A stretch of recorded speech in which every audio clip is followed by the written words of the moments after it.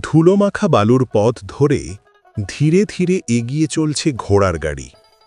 চারদিকে প্রকৃতির শান্ত সৌন্দর্য, সবুজ ফসলের মাঠ আর বিস্তৃত নির্জন বালুচর। গ্রামের এই নীরব সোনালি বিকিল, জীবনের গতি এখানে ধীরে কিন্তু শান্তিতে ভরা।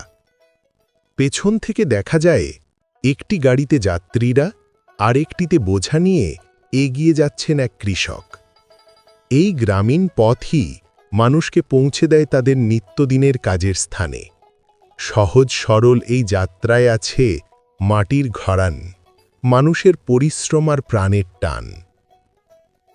ড্রোনের চোখে ধরা পড়ে দুটো ঘোড়ার গাড়ি পাশাপাশি চলেছে বিস্তৃত সবুজ ধানের ক্ষেতে ঘেরা পথ ধরে।